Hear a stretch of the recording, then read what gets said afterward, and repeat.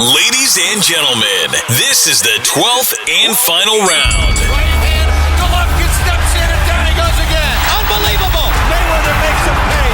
What a rookie mistake. A sensational left hook by De La Hoya. It's fact. I'm the best. You know what I mean? Sometimes I don't want to believe it myself, but it's the truth. I'm the best. I'm going to show you how great I am. From Southern California, this is the Last Round Podcast.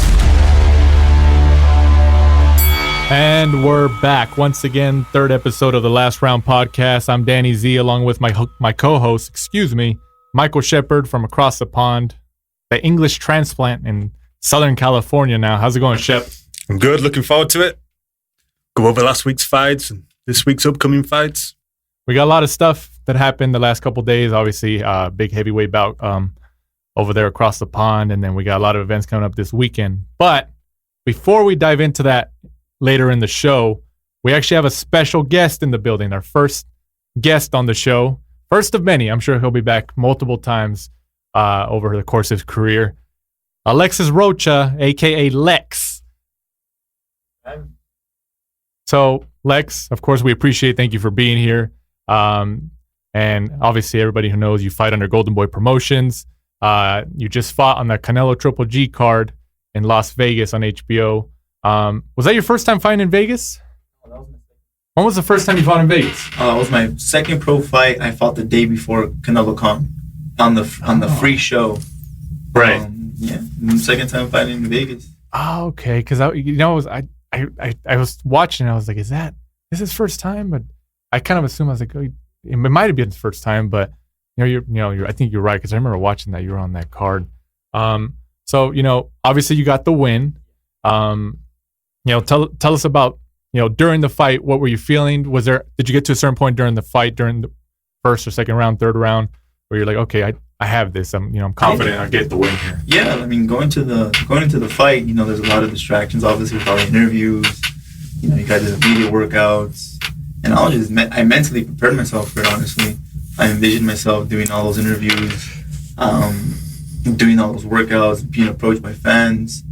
And my coach was always telling me early in training camp, just envision everything, just picture everything, don't get nervous, just go out there and have fun. And that's exactly what I did. And then going to the fight, I fought a tough guy. Mm-hmm. The first round, I went back to the corner, I told myself, man, this guy ain't gonna make it out, man. I was landing hard shots on him, and I was seeing him hurt. Right. And then second, third, still landing him, he was still there. It was good going those rounds with a tough, durable guy like that. Mm-hmm. When you go into fights, is there something like specifically that you work? Of course, you analyze your opponent. Do you watch tape of your opponent usually? Yeah, I just recently started. You just recently started? Oh, okay, so beforehand you never really watched tape. I just started, not this fight, but the previous one to that. Is there a reason why you didn't watch tape, or you just kind of felt confident enough to just go in there? No, I always did it up to my coaches. Mm-hmm. They were the ones watching my tapes. But then recently my coaches told me, it's better for you. You're fighting bigger platforms, bigger stages. The competition's increasing, so you got to start watching these tapes and studying your opponents. Right. And then I just started doing that. So do you feel like that helps you, watching tape? Yeah. Yes and no.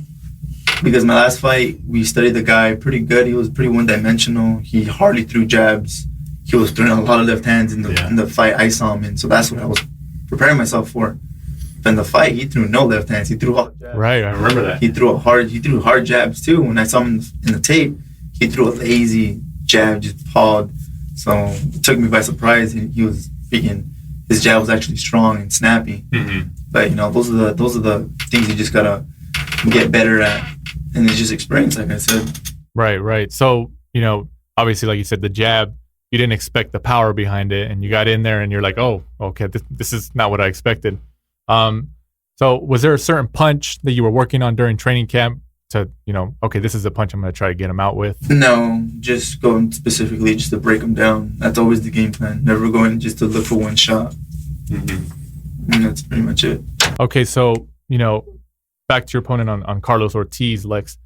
So do you think up until this point, of course, this is, like you said, like you mentioned earlier, the attention surrounding this fight because of the two fighters who headlined the event. You gave all these interviews, a media workout. There was a lot more attention on this. Do you feel this was the most attention a fight has ever got that you've been a part of? Definitely. This is hands down the biggest fight of the year. So I definitely feel like there was more attention going to me and just the fight in general. So was there a specific point during like the promotional media workout or the interviews, or even when you were in Vegas, when you were just like, obviously you knew going in, especially, you've been around the game long enough to kind of know what you're getting into. Was there a specific point where you were just like, oh wow, I knew this was big, but like overwhelming? In a sense, yeah. No, not at all, man. This is what I train hard for. This is the stages I want to be on. This is the cards I want to be on. So I just told myself, just go out there and have fun with it. Not that many people in my position or my age. Back at it again. Canelo's supposed to be fighting again the same. Yeah. On the undercard again. Hopefully. You think it's possible you might be on that card? Yeah, there's a big possibility I can be on the card. So just keep my fingers crossed and just keep moving forward and just push for that date. So, we'll get into what, your opinion on, of course, Canelo-GGG. Yeah. A little later. But, have you ever been able to talk to Canelo? I got the chance to spar with him, actually. Oh, okay. So how was that? Oh, man, it was when I was 17, so about almost 4 years ago.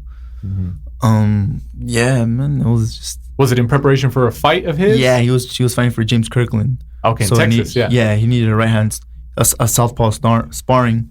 So matchmaker Robert Diaz let my camp know, let Coach Hector Lopez know, and they brought me over and we got about 4 rounds of sparring. And afterwards, they're just impressed, and then Canelo had a lot of good things to say about me.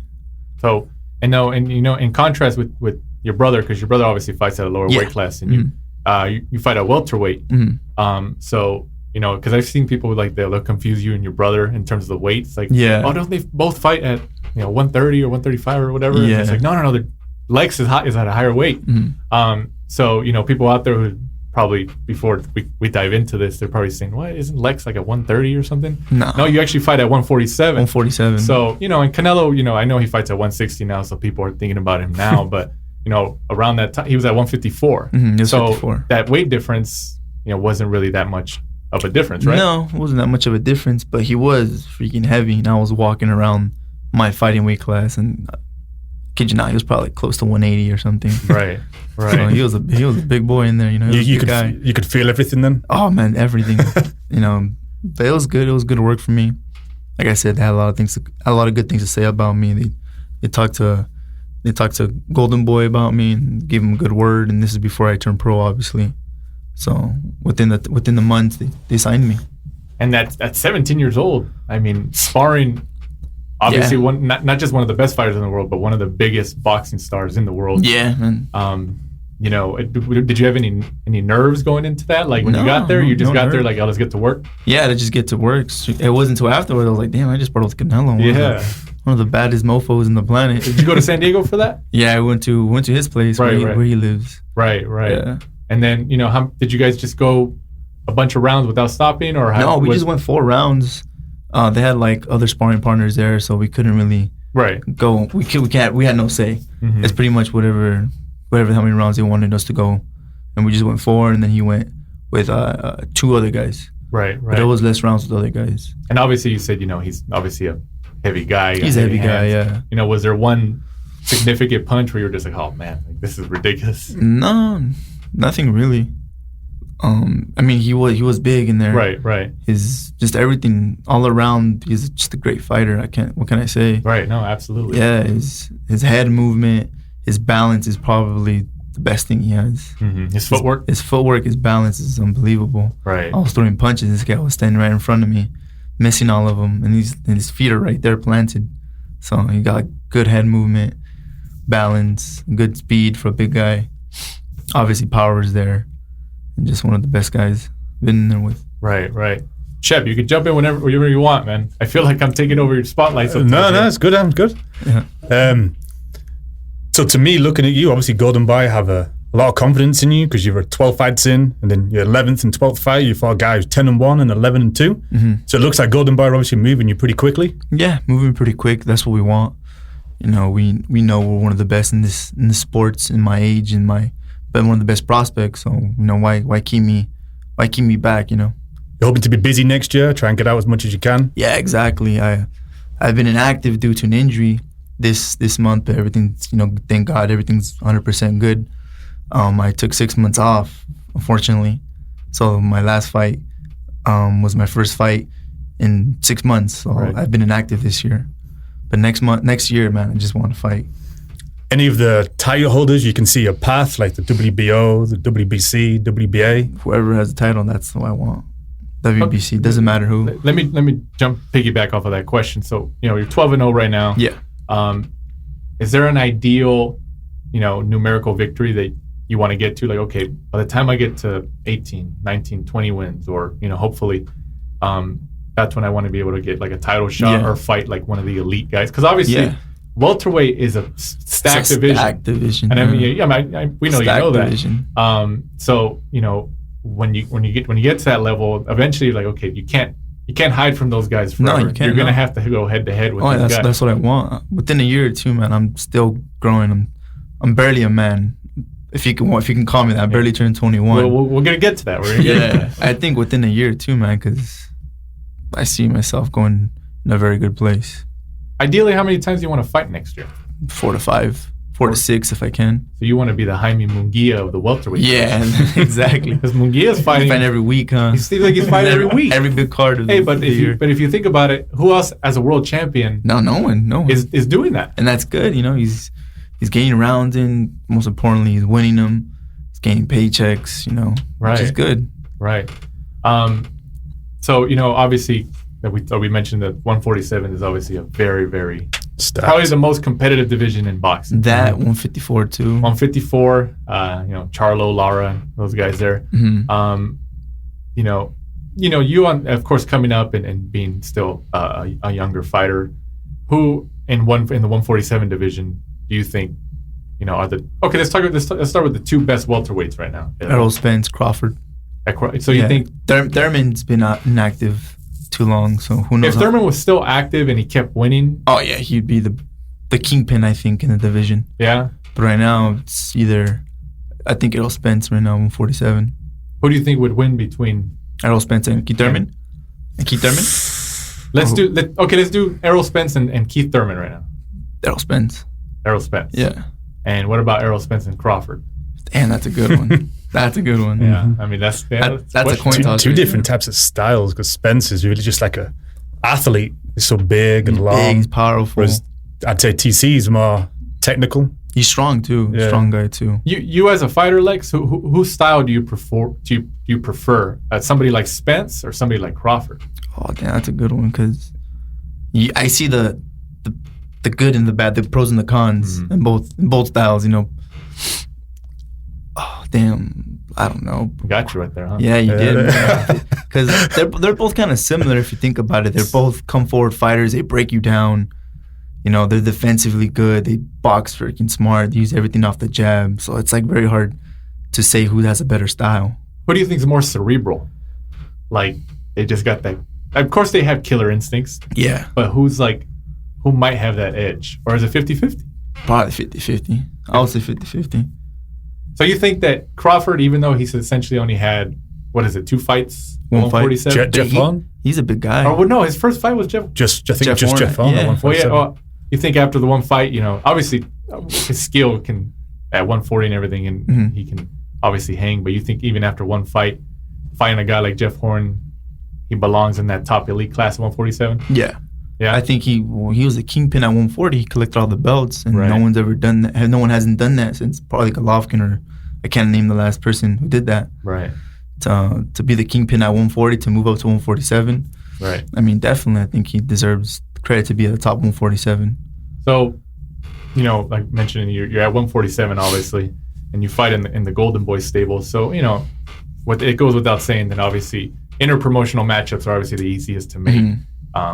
That's arguments, politics. It is what it is.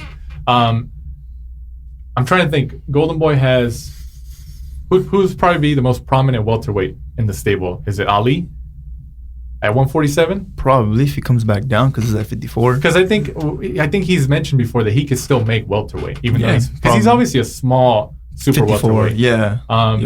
Eventually, of course, after a couple more fights, like you said, maybe 1 or 2 years. Yeah. Would you be open to fighting somebody like Ali? Oh, of course, man. I'm open to fight whoever it is at 147. Or like some local guys like Josecito Lopez, Brandon Rios. Oh yeah, but I mean like that. But you know, I went interpromotional because it is what it is. You know, we all know that. But you know, and Ali, you know, obviously won a belt at 154 from Cotto, and he said he could still make welterweight. So you know, I'm thinking about, you know, potential matchups in the future, a couple years down the line. And Saddam's still a young guy. I think he's 27, 26? Yeah, he's still young in the sport. Right. That's not old at all. No, not at all. No. Canelo's 28. But it seems like it's crazy. He's being like he's not 38, but he seems old. Well, because he's a veteran. He's been around for so long. He turned pro at an early age. I think 15. Yeah, so you know, right out the womb he turned pro. Yeah, essentially, yeah, it's ridiculous. And you know, let's talk about real quick right out the womb. Lex just celebrated a birthday, July 7th. Yeah. About a little over 2 months ago. And it's not just any birthday. He celebrated 21 years old. Yeah. I think what everybody wants to know, what did you do? I didn't do anything, man. I was in training camp. Well, you know what? We talked about this right before you got here. We talked about it right before you got here. I told him, I was like, I'm going to ask him about his birthday. And then I was like, I'm expecting some crazy story. Maybe, I went here. And I think Shep, Mike told me, he was like, I bet you he's going to say, I was training. I was like, you're probably right. Yeah. I mean, it's true. Just fought. Yeah. Just, that's the life of an athlete right there. Especially, you got to take full advantage of being an athlete. And not much of a drinker either way, so. No, that's cool. That's cool. So were you training for this fight? Yeah, I was training for this fight. I got a call. I kind of knew about it. I would say that week. That week they told me about it. That there was a probably big possibility that I was going to be on the Canelo card. Right. So I didn't want to take any chances. So I just started training. I mean, went out to eat good food. That's about it.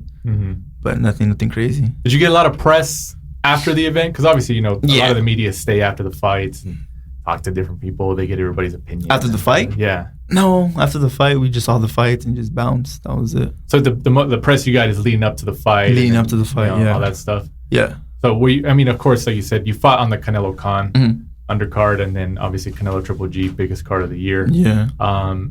Did you have any nerves at all? No. Are you already used to it? Yeah, I was kind of used to it, man. Just had fun. When's the last time you actually had nerves? Like you were kind of like maybe a little bit anxious, like oh man. Like, probably in the amateurs. Really? Yeah, when I was traveling overseas and I was fighting in the other fighters' hometown, like the Russians' hometown in Russia.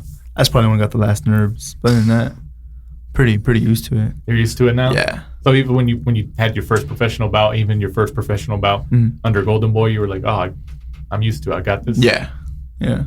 And then of course, we mentioned earlier that your brother Ronnie Rios, unfortunately he's coming off a loss. Yeah. What's going on with your brother? Is there anything coming up for him? Yeah. How's he doing? He's in the gym. He's been in the gym for quite a while now. It's just just working hard and correcting his mistakes. He just had a kid a year ago. Oh, nice. Yeah, so he's trying to be a family man. He took some time off after the fight, but he's slowly getting back into it, and hopefully he can return later this year. The end of this year. So just keep tuned for that. You think you'll be on the same card? Hopefully. That's because you guys, how many cards have you guys been on together? Three cards right? already. So obviously, Golden Boy's taking care of you guys like that. Like, hey, they're both brothers, they're both family. Let's put them on the same card. Yeah, so. hopefully within the year we could fight back again in our hometown. I mean, that's what we really want. We fought last time. His last fight was at the Hangar, which is literally Mesa? Yeah, literally 5 minutes drive from where we live. 5 minute drive where we live. So hopefully we can bring. And that back, was the ESPN card, right? Yeah, he was the main. I was the co. Right. So, that was just an historic night for both of us. Well, yeah, that was more obviously more for me, but because of the loss. No, but I mean, of course, ignoring, of course, what happened. Yeah, to have his fight. Two brothers out there. Yeah, two brothers, especially main eventing and co-main eventing. And then selling out the whole arena. I mean, when I can't, I'm sure that's happened before. His family members, or brother. I don't know when's the last time that's happened in boxing. No, I don't know. I mean, I don't know. I mean, you're from across the pond. You know English boxing better than I do. Anything over there? You got the Smith brothers, Callum, Liam, Stephen. Callum, Liam, and Stephen. Those guys. Callum fights Friday, actually. Those guys, I think, have probably fought on a Liverpool card together, with one of them headlining and then on the co. Yeah, co-main. That's true. But I'm talking about United States. Yeah, exactly. So I'll tell you about regional here. Well, that's good though, because of course, people, of course, who know Ronnie Rios and yourself, obviously, you guys are on the Golden Boy stable, and then, we wanted to ask about Ronnie, especially coming his last fight, but obviously, like you said, though, he's in the gym, he's working hard. No, he's in the gym, working hard every day, so that's good.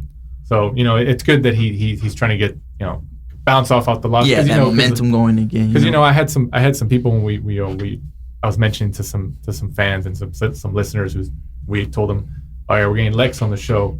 Like, ask him about his brother, because obviously being in the fight game, sometimes when you take a loss, it affects you a lot. And there's some fighters who it's hard for them to come back from. Yeah. Like we were talking about last week about Chocolatito Gonzalez, who obviously he won last week and he got the knockout. But the sore Rungby side fights, and then I think the death of his trainer. You don't know how much he has left in the tank or what's left in him. Yeah. So it just happens. It's a fight game. But it's good that he's back in the gym. He's training hard. And hopefully you guys can be on the same card, even if you're not on the same card. Yeah, as long as he gets out there, you both get out there. Exactly. That's what matters. But more importantly, we can get him on here. Oh yeah, definitely. He'll be up for it totally. yeah, bring him on, man. Our door's always open. Yeah. But so let's get into Canelo Triple G. Yeah. Obviously, you were there. Yeah. You fought on the undercard and everything. What'd you think? Do you think was it as controversial as the first one? No, I thought Canelo won. No, I think him as the guy fighting for the belt did enough to win. Mm-hmm. He was the aggressor this whole fight. Went to the first fight, it was Golovkin. Mm-hmm. Even though Golovkin wasn't like boxing and running around like Canelo was boxing and moving around the first one, you could tell Canelo was the more aggressor in there, I should say. Right. Yeah. Right. So, what'd you think about the 12th round, the final round? Because, obviously, there's been close. There's been some, Triple G took that round. I don't know how. Well, you know what? People say Triple G took that round, but I've talked to quite a few people who think Canelo took the round. Did they wait for Golden Boy? That's why I wanted to ask a fighter. Damn, I don't remember the 12th round that much. So. Well, because at first, I didn't really remember the 12th round either. Yeah. You're watching it, you're just kind of scoring it and stuff, especially us, being media, we're kind of watching it as each round goes by. Mm-hmm. But then you start seeing all this chatter about people like, oh yeah, the 12th round, because if they would have gave the 12th round to Triple G, it would have been a draw. Yeah. But two out of the 3 cards went to Canelo in the 12th round, and they gave him the edge. So I think that's why it became such a big deal, because, if it would have went to Triple G, it would have been a draw. Mm-hmm. And so people, I think the 12th round maybe is getting blown up a lot more than usual. Yeah. But obviously if you don't remember it, it's cool. But I wanted to ask you about that. But obviously, like you said, that you thought Canelo won. Yeah, I thought he won by a good 2 rounds, 7-5. Do you think that all the criticism he was getting, not only unfortunately, the clenbuterol thing that happened earlier this year, but all the criticism that he was getting from like Golovkin's camp, like Abel Sanchez saying, stand there and fight. Do you think that got to him, and then he just I'll show you, I can come forward? Oh, definitely. As a fighter, I think you got a lot to prove, especially if the first one leaving it so close and it being a draw, and just that extra fire, and then with the whole thing, his whole drug test coming positive and everything. I think definitely sparked the fire in him to go out there and put a good beating on Triple G. Would that ever, you as a fighter, would you let something like that affect you? Because obviously, like Canelo's obviously, like we talked about, he's obviously a pro. He's great fighter. He's one of the elite of the game, and obviously he took the criticism, but he went out there and he displayed it. I can do it. He backed it up. You as a fighter, would you let the criticism get to you, or would you be like, no, I can do my thing? No, man. At the end of the day, it's like, who cares? Like, I know what I put in my body. I know what I'm doing. Right. I'm not gonna let some guy talk all this smack and let it get to me. Mm-hmm. No, man. At the end of the day, I'm the one going in there. I'm the one fighting. He's not the one going in there fighting for me. I'm the one doing everything. Right. So I got to basically tunnel vision to going in there and taking my opponent out, whoever it is, like Canelo's case, going in there and beating Triple G. Mm-hmm. So do you think that obviously Canelo's aggression going forward. Yeah. What about the body shots? What do you think about the body work? Nice. I think that's what he needed to fight Triple G, because Triple G's already, not saying on his way out, but he's getting older. Age, right? His age, his age is definitely. You know, there might be some people who might be like, oh, you know, he's not. You know, they get offended because, you know, obviously when you're in a big event, two big fighters, you got high profiles. You know, there's people, you know, bandwagoners. It happens. It happens in anything. Yeah. Being a fighter, do you think he looked aged in that fight? I would say, yeah, a little bit. A little age started to show. I think he was getting hit, but like he's been hit before in his face. You can see in his face after the fight, he got cut. He got both his eyes bruised. I could definitely see it in age, because a year in boxing is a lot, man. So it's a lot in this sport. I think he did show a little bit of age. He was showing fatigue in there. You know, he was moving around, throwing his hands down. I haven't seen Triple G ever do that as much. He was fatigued early, like the fourth round. Yeah. So yeah. What'd you think about him leaving the ring after the announcement was made? Because he did. That was a big deal to people. And at first, you know, we thought that, you know, because he had the cut above his eye, and I thought, well, the doctor probably told him you got to go back and get stitches or something. Yeah. You know, I just assumed, because just based on Triple G's, you know, the history he has, and he's obviously a humble guy, regardless of all the beef that's going on. He's obviously very dedicated and humble. You know, I've interviewed the guy. He's a very humble guy. Yeah. But his reasoning was that he wanted to give Canelo his moment. Oh, okay. Yeah. Well, I mean, what do you, as a fighter, what do you think about that? Because some people were going back and forth, like, nah, he was sour. Or I mean, you could tell Triple G's just a nice guy all around. He's a nice, humble guy, respectful. I think, yeah, I definitely see Triple G saying, you know, this is your moment. You beat the Kingpin at 160. He's been the monster of the division for God knows how long already. Right. So he's like, here, take the time up. I'm going the back. You know, I think even Golovkin knows he lost that fight. Right. He even said after the post conference, you know, he even said Canelo was a better fighter. He fought the Mexican style fight, you know, but he said, I'll be back. So I definitely think he just wanted to give Canelo his time and his moment. Do you think we'll see the third? Hope so. It's good for boxing. You know, both fights, like people say, the fans said it was controversial. I think definitely if they have another good fight, you know, leave it up to who really wants it again. What'd you think about Lemieux beating O'Sullivan? Knocked him out in the first. I didn't expect the first round, but I thought Lemieux. You picked Lemieux before? Yeah. Or were you kind of torn? I was torn in between, because Spike comes to fight. Lemieux has been in a lot of wars already. Right. He's been in a lot of wars, but, you know, freaking Spike was talking that trash, man. They both were.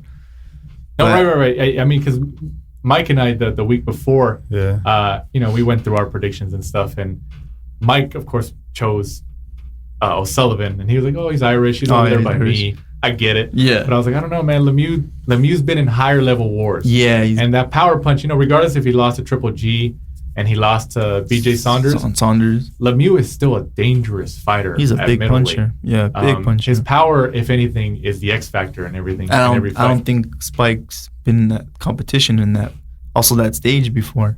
But he did fight Saunders before. He did fight Billy Joe Saunders back in early their career, I think. Was it? I think so, yeah. I think now that you mentioned that, it's right. Yeah, Saunders. And Eubank. Chris Eubank? Yeah, that was his other loss. Yeah. Was it? He always knows the English ones. Oh, okay. Yeah, he fought Chris Eubank Jr. Yeah. Eubank Jr. took him to school, really. Yeah, I remember that. The thing is, like Alexis said, I thought he was shot one for David Lemieux. I thought he'd been in too many battles. And then when he fought Saunders, he looked fat. He looked all pudgy. Yeah, he looked all pudgy. So I was like, does he really want it anymore? Mm-hmm. But when you've got that... He's only 29. I know, but he's been around. All those wars. No, yeah, you're right. It takes a toll on your body. A big toll. But, you know, when you've got that guy. And we don't know his lifestyle of the ring, too. So. Yeah, that's true. Yeah. True. But if you get told, hey, you beat Spike and you fight Canelo and you get that big payday... No, you're gonna get up for it. Yeah, that's why I'd get in the gym. Well, that's why I was. You'd be living at the gym. Yeah, I'd be in the gym. Yeah. Well, that's why I was so surprised that, you know, O'Sullivan, he didn't show anything. He didn't show anything. Like Lemieux, like after the first, he got the first. He probably felt that power. I mean, well, that's what I think. But you would think okay, obviously, of course, he's never felt his power, but you know that he's a powerful puncher. And I mean, I'm sure O'Sullivan studied B.J. Saunders' tape, even maybe Gennady Golovkin tape, but you would think O'Sullivan would fight more like a B.J. Saunders because he doesn't have the power that Golovkin has. But I was just surprised. I didn't think it was going to be the first round. I thought maybe within 5. Yeah. But I told him right away. I was like, I told you, man. I thought it was going to be a total war for. He came in. If you could say hey, what's the worst way you can fight David Lemieux? Hey, just go and stand right in front of him and plant your feet. He's like, okay. Yeah. That's literally what he did. Yeah. I mean, it is what it is. But, obviously we talked about that Canelo might come back in December. That's a rumor that we've heard. Charlo? It's supposed to be Charlo? It's not going to be Charlo. No, it's going to be Lemieux, I bet. No, it's not going to be Charlo. The WBC said today they're having a meeting. Oh, I saw that. Yeah, they're having a meeting. But and honestly, supposedly they're going to mandate Charlo.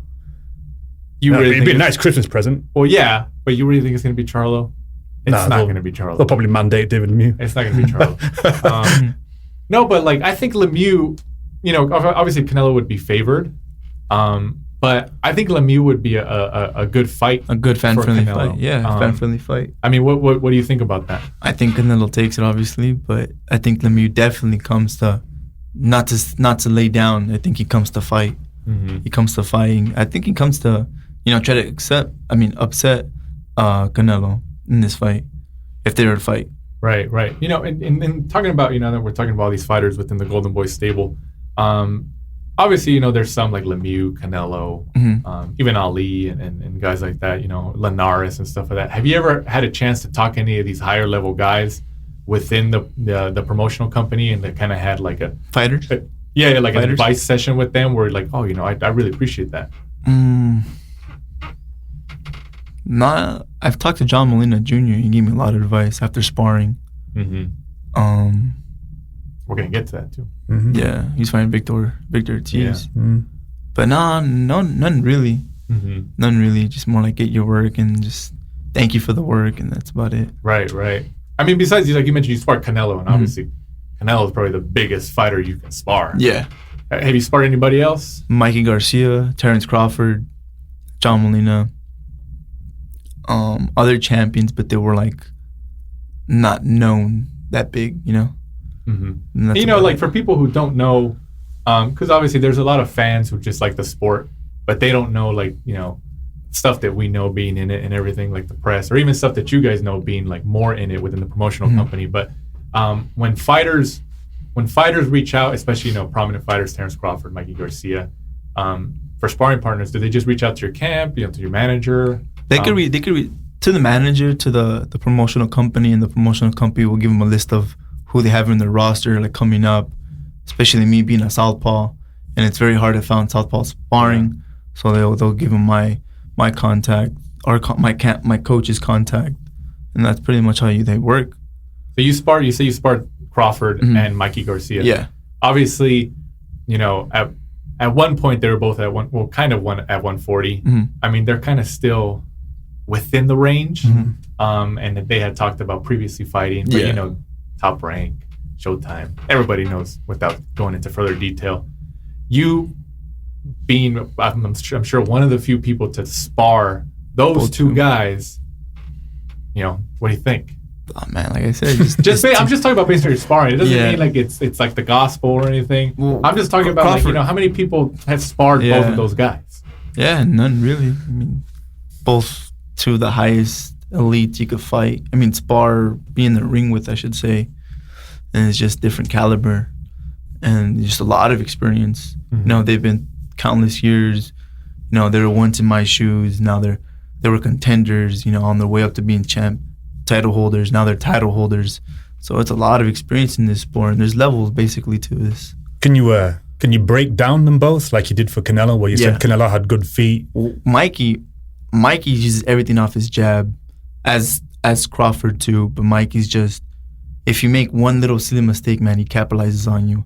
His timing is just perfect. He knows how to place his shots. He doesn't throw too many, but when he does, he'll throw 2, 3, but they'll all land on you. And it's just his timing, basically. Crawford, where he's long, he's rangy. Yeah. He'll be literally across the ring from you, and he'll still hit you. You'll be like, "What the hell did that come from?" Yeah. It's like Gumby. Yeah, man, he'll hit you. You and he's remember long. Gumby? I don't know. Kind of you're younger. Yeah, I remember. I remember him.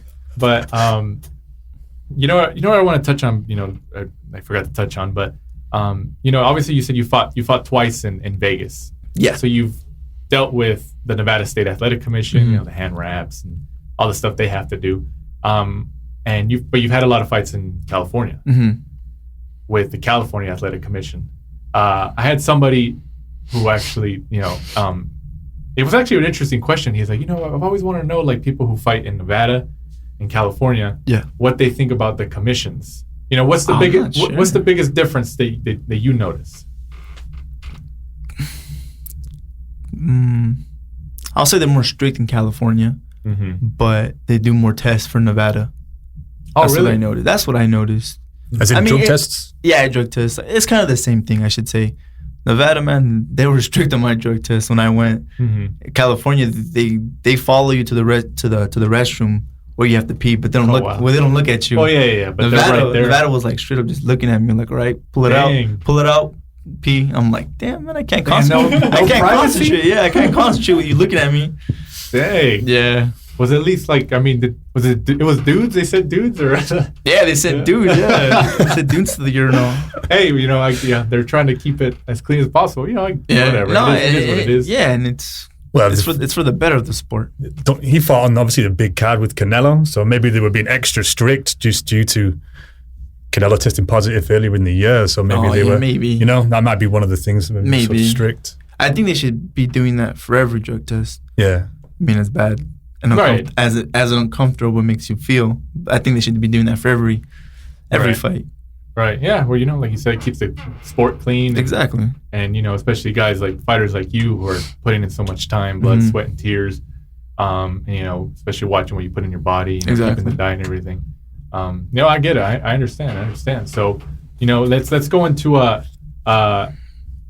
this past Saturday's fight. Yeah. Obviously, we had a big heavyweight matchup. Yeah. Anthony Joshua, who's probably, arguably, to some people, he's the biggest star in the world in boxing.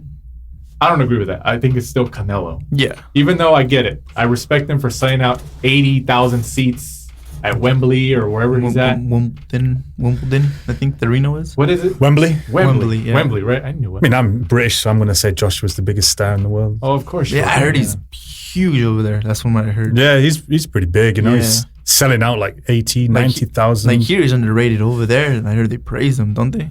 Yeah. I mean, he's, you know, whoever's the heavyweight champion in the world always has that kind of the pinnacle of boxing. Yeah, because he's the big draw, and he's got that film star look. He's all chiseled. And, you know, he's like a nice guy. Yeah. So, well, we disagree on that. I choose Canelo. But, you know, obviously he stopped Povetkin, Alexander Povetkin in seventh round. I don't know if you caught the fight. No, I actually didn't. But I saw highlights. But I'm sure you saw highlights or you heard of it. You know, what'd you think about it? I heard it was a close fight. Yeah, Povetkin was actually landing on him. I saw a highlight. It looked like I forgot how do I say his name? Povetkin looks like Povetkin staggered him. Right. He threw an upper from the inside and threw a hook, and then Joshua kind of like stumbled back. I don't know if it was a footing or anything because they didn't show that angle, but it looked like he got hurt. And that's it. And then other than the knockouts, the knockdowns. You think Joshua is the best heavyweight in the world? Oh, that's a good one. I think probably. Yeah. Yeah. So you would give him the edge over Wilder? Yeah, I give him the edge over Wilder. By a lot or not by much? Not by much. I think Wilder has the power to easily hurt Joshua. That right hand. Yeah. That right hand. He throws bombs in there. I mean, his name says it all. The bronze bomber. His name says it all. So, you know, obviously the two biggest names right now are Wilder and Joshua. But Wilder's got to go through Fury in December. Wilder's fighting Fury. Yeah. And, you know, obviously this is going to be this is where we're really going to see if Fury still has it. Because obviously he's fought twice and he's looked good. But it wasn't the level that you're fighting an elite guy in the division. Mm-hmm. You know, who do you got in Wilder Fury? Wilder. You think he stops him? Because you got to remember, Fury's like 6'9". Yeah, and he's rangy and he's long. 6'10". And he heard he's a good boxer. I haven't really seen video of him, but I heard he's a really good boxer. He's skillful. Skillful for a heavyweight. Yeah. I probably got Wilder. And then I'm assuming you'd want to see Wilder. Joshua, yeah. You want to, I mean, of course, us being over here in the United States, especially in SoCal, we'd love to have Joshua Wilder over here. Oh, it's reasonable for him to go over there. So you think Joshua, because he brings the money? Yeah. Wilder should go over there? Yeah. If those two fight, I think they'll do one of each. Do one in Vegas and then one back in England. Yeah. I think it just generates that much money that they probably do too. Yeah, I understand. So, moving on to Saturday, of course, we got a Golden Boy card in Indio, California at Fantasy Springs on Facebook Watch, right? Yeah. So we got Jorge Linares coming off, I don't even want to call it a loss because, that was one of those fights where you lost, but you lost with like style. Because I think he gave him a fight. He knocked him down. He knocked him down. He made Lomachenko kind of look human. So, but Lomachenko came back and he stopped him. Yeah. But I think that was a great fight. And obviously Linares is coming back this Saturday, Fantasy Springs Casino, Facebook Watch, against Abner Cotto, who's actually the cousin of Miguel Cotto, who's actually going to be the special guest. So if you're listening to this before Saturday, Miguel Cotto is going to be there. So even if you don't want to watch the fight, just go to the fight and meet Cotto.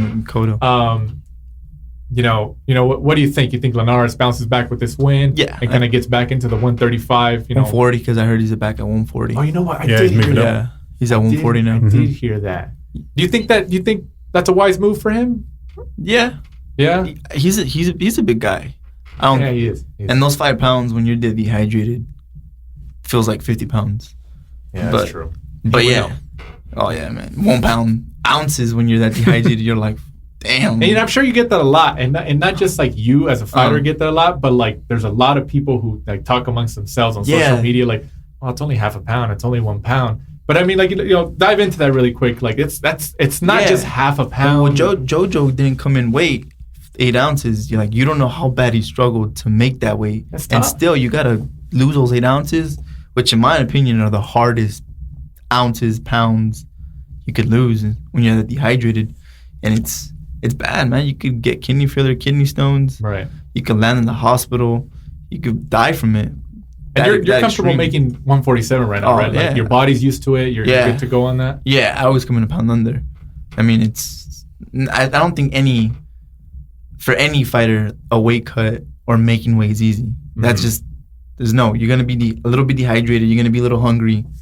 So I don't think there's ever going to be a fighter be like, yeah, I didn't struggle at all. Right. You're always going to have that little cotton mouth, that little empty growling stomach. But as far as making 47, I make it pretty comfortable. What do you cut? Just a couple of pounds? Or? No, man, I cut like probably 15. 15 pounds. So what's your walking around weight? Probably like 160 to 163. Okay. Yeah, that's my walking around weight. Yeah, it's pretty normal. No. It's not too bad. No. I mean, after the fight, I try to not gain as much, but I try to put on the weight that I walked in. What I not started camp, but when I'm like 5 weeks out, which will be about 157 to 160. Right. And then I always land at that weight right there. So I'm always like 159, 158 when I'm rehydrated. And then after the fights, I just go down again. Yeah. And then I start building it up. Yeah. But you're pretty good about kind of measuring, like, even when you're inactive. I know my body. Yeah, I know my body pretty good. So that's cool.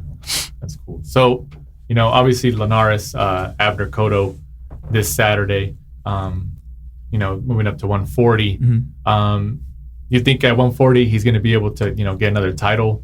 Because obviously the division's kind of pretty much wide open. Mikey left; he dropped his belt. He did. Crawford's out. Obviously went. You got Jose Ramirez though. Exactly. Another beast. Yeah, you got Jose Ramirez. He called out.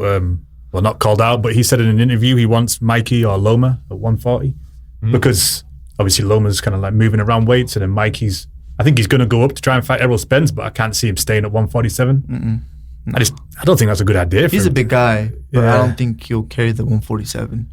Like skiffily, he's good. He could probably do good at that. You think Linares and Antonio Orozco at 140? Like for the next fight? Well, not next fight, but obviously Orozco just fought Jose Ramirez at 140. Well, he lost, but like he showed a lot of heart. Oh, he did. He showed a lot of heart. Dropped twice, and he still came back. Yeah, going. and there was a couple of times I was like, oh, he's not going to survive the rest. He's one of those where ESPN will be dying to have him back on. Yeah. Because he just didn't give up, he was there. Yeah, it was like a good cut. Like, even though he didn't win, it was like a good, like, feel-good moment. Like, hey, man, he fought hard. Yeah, he fought hard. He didn't come respected back. him. He came to win. He came pull the upset. But, yeah, it just was a better fighter that night. Right. So, I'm assuming you're picking Linares this Saturday. Yeah, I'm picking Linares. Are you going to be at the fight? No, I will not be at the fight. Oh, no, man. All the people are going to be like, oh, man, I don't want to go anymore. Nah. but we're going. You still got Cotto there, so. Still got Cotto there. Well, when it comes to, when you get to that level, hopefully it's soon where they say, oh, Lex is a special guest. Yeah. That's when you know.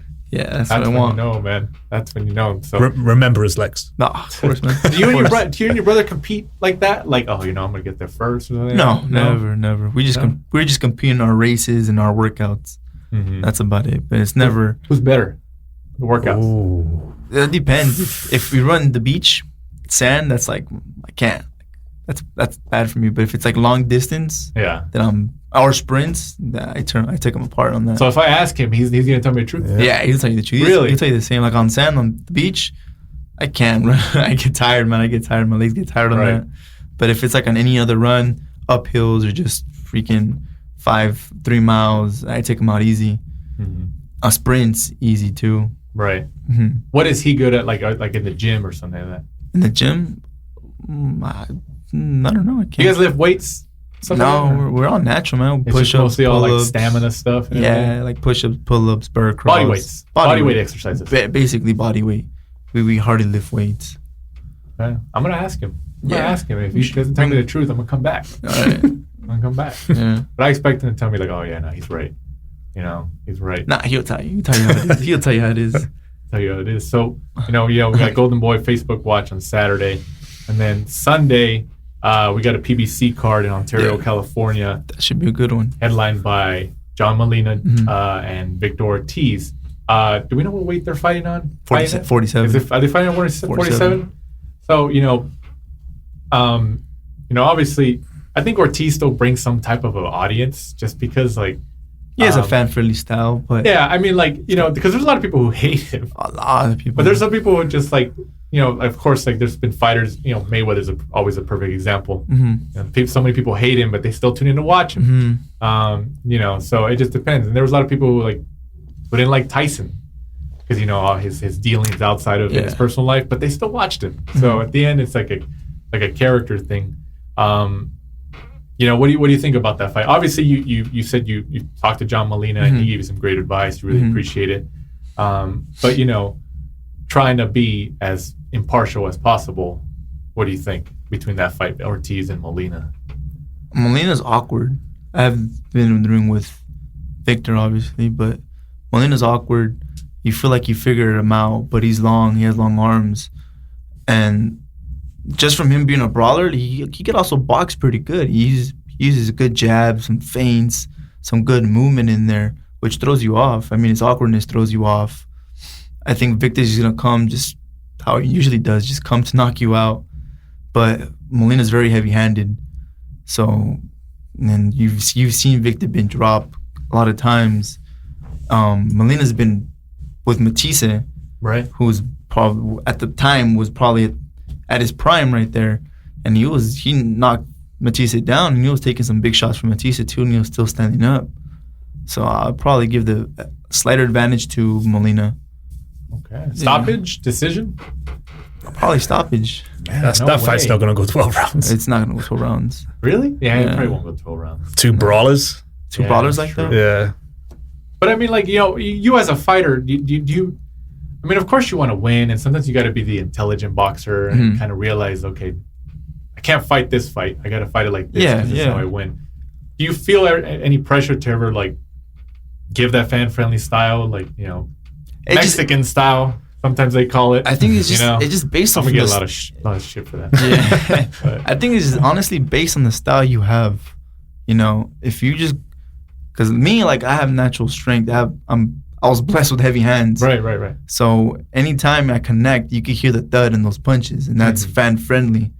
And my style is just straightly coming forward, using, working behind my jab, moving around, and just banging the body. And that's a style right there. That's not me being like, oh, I'm gonna go give these fans what they want. That's just me basically fighting the way I fight. Right. As other fighters, like John Molina, straight, he just comes right at you. Yeah. Like I said, those are the fighters that just come straight. But me as a fighter, I don't feel that pressure because my style's already like that. I'm just gonna go out there and do what I do, and it excites the fans. I would hope, Right. No, I get you. Yeah. No, that's cool. That's cool. I mean, who do you got in that fight? I'm going Molina. I think I'm gonna go Molina. I just don't think. I mean, Ortiz hasn't really fought anybody for like 7 years of any kind of note. I know obviously he fought Devin Alexander, but both of them were kind of past it. I mean, his last decent victory was like Andre Berto like 7 years ago. Yeah. And then the Devin Alexander was some home cooking because he got smoked in that. That wasn't a draw. Yeah, I remember that fight. Oh yeah, I heard. Yeah. I remember watching that fight on TV and like, Alexander won that easily. That's how they got a draw, I don't know. Yeah. I remember when Devin Alexander and Timothy Bradley were like, they fought and then they were like coming up. And Did Bradley stop him? No, he didn't stop him. No, you know what? Didn't they fight twice? I don't remember. I don't think it was once. I think Bradley won. That's when they were like both like. Yeah. They were like, I mean, obviously Bradley went on higher. Yeah. But I thought Devin Alexander was going to be right there with him. Yeah, me too. But he had that substance abuse thing, didn't he? Yeah, he did, unfortunately. From those injuries and stuff. I mean, I know we already touched on that, but is it difficult? Because I'm sure, you have friends and then you meet people in the business and they're like, oh, let's go party and stuff like that. Or do you, I mean, I feel like you're mentally tough. Like, no, it's cool. Like, you're dedicated. You're meant to be strong-minded.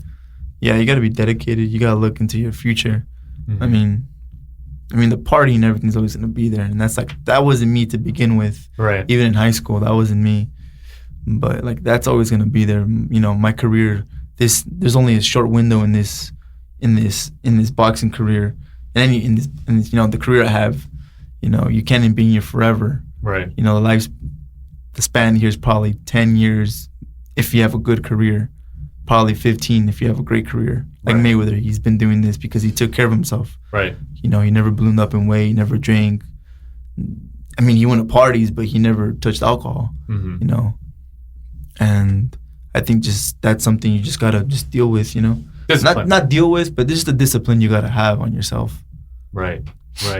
Have you ever, obviously fighting under Golden Boy, and I'm sure you've had conversations with Oscar De La Hoya and stuff. Have you ever had like a long conversation with him where he kind of gives you advice or anything? Or no, not really. He's always busy every time I see him. I understand. He's always busy. He's a busy man.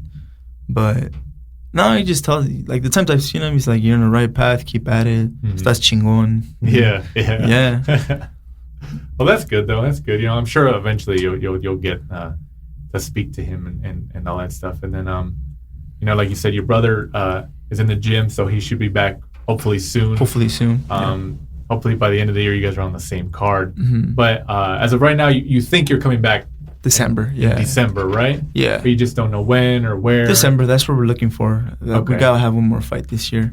Okay. Yeah. Okay. And then you said about you want to try 4 or 5 times next year?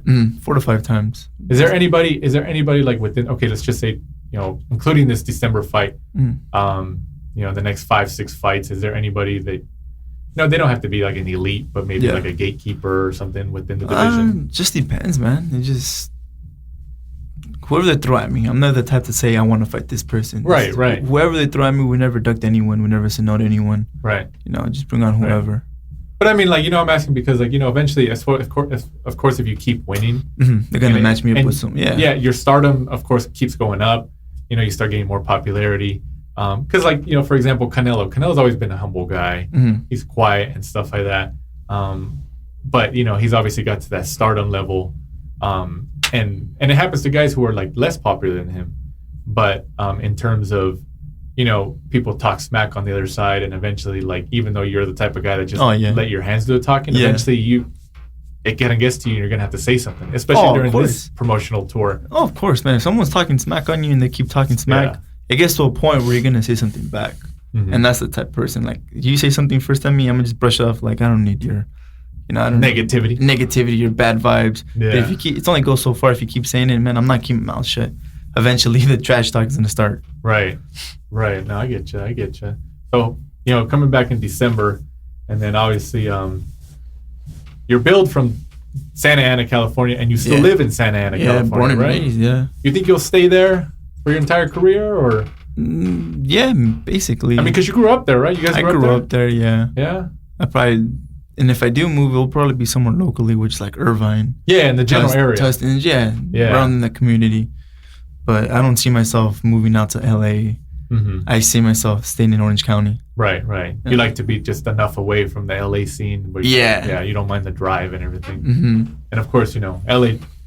When people say LA traffic, like Orange County traffic is just as bad. I think any traffic in California is bad. So, but I mean, people say, the LA traffic. Like, when you say LA traffic, I think you mean everything. You got the Riverside traffic, which is probably one of the worst traffics right there on the 91. The 91.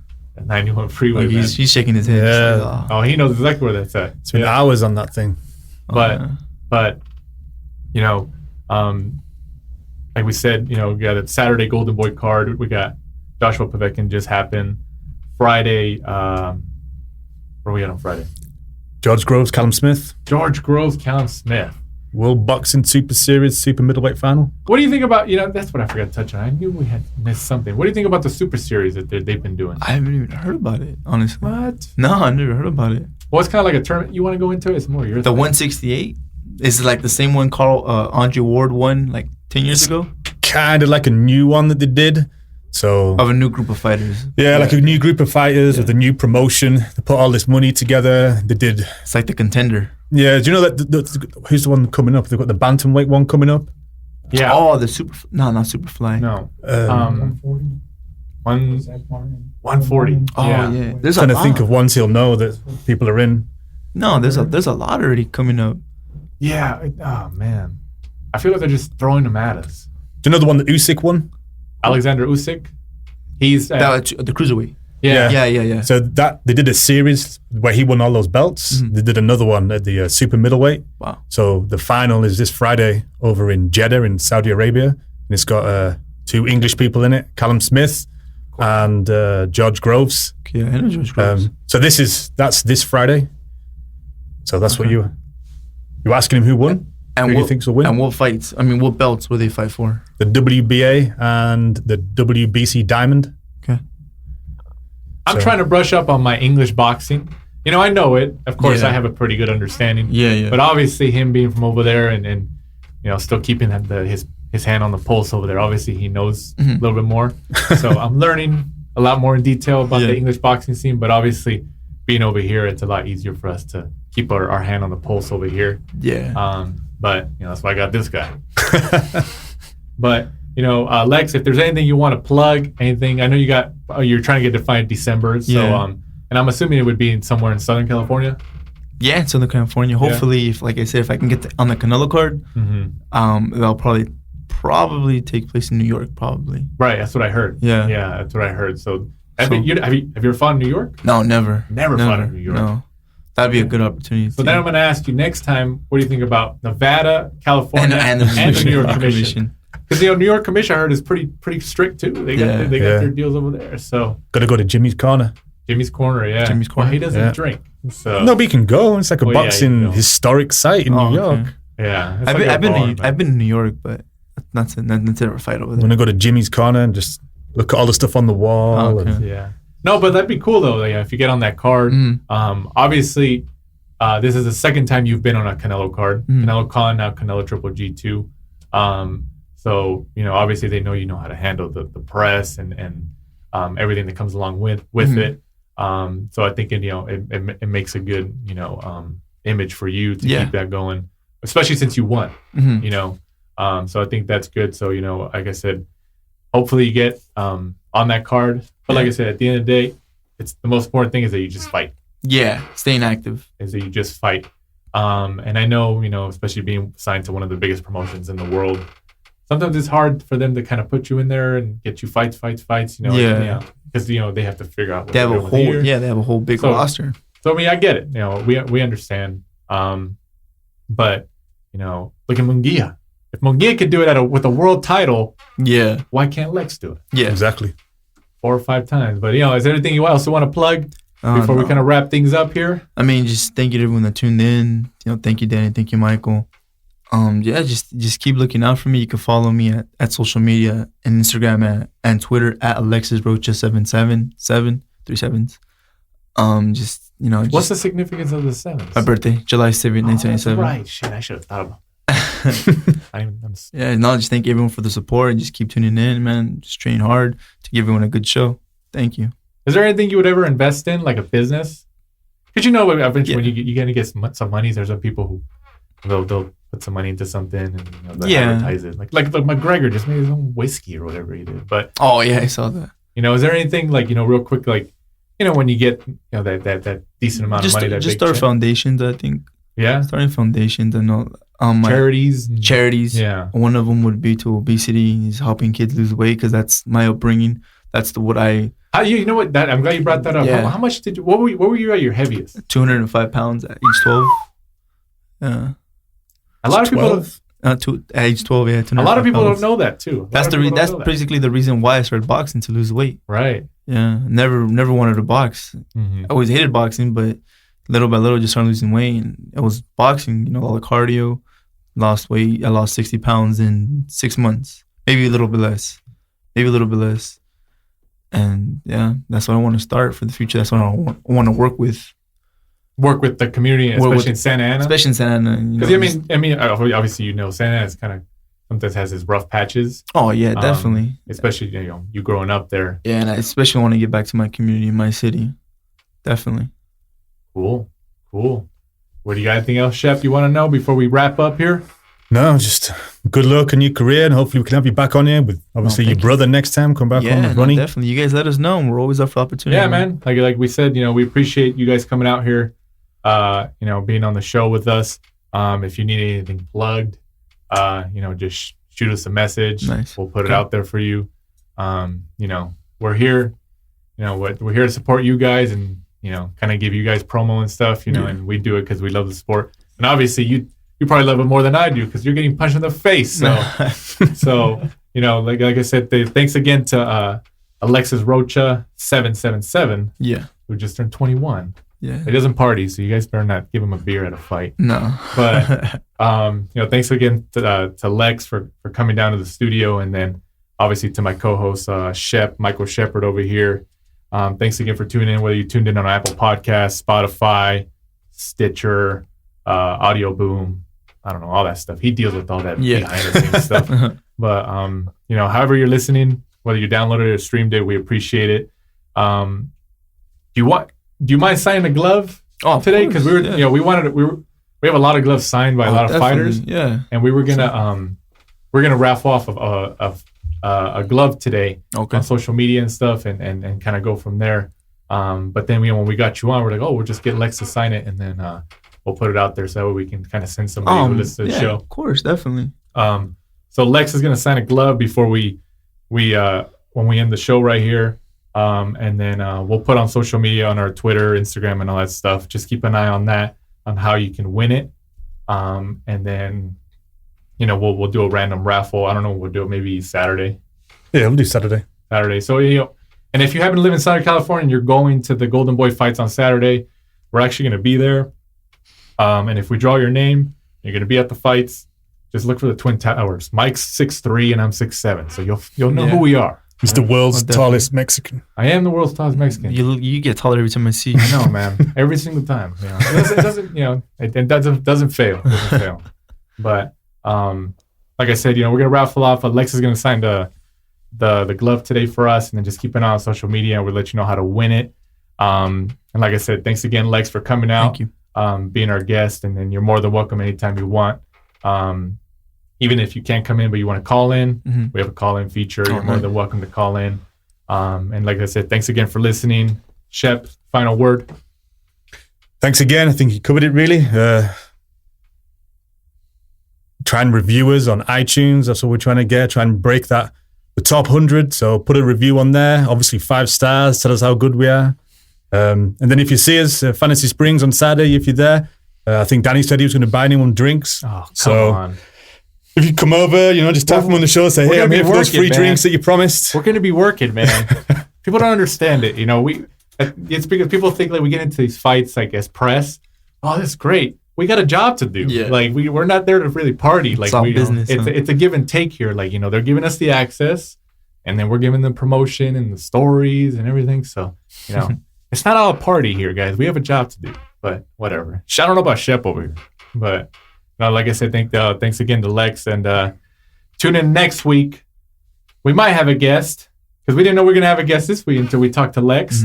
Mm-hmm. So, it's kind of random sometimes, but we do have a couple things planned in the future. And like I said, keep an eye on social media for the signed glove, and we'll see you next week. Thanks for supporting and listening to the show. Follow us at The Last Round 12 on social media. Rate, review, and subscribe. This is the Last Round Podcast.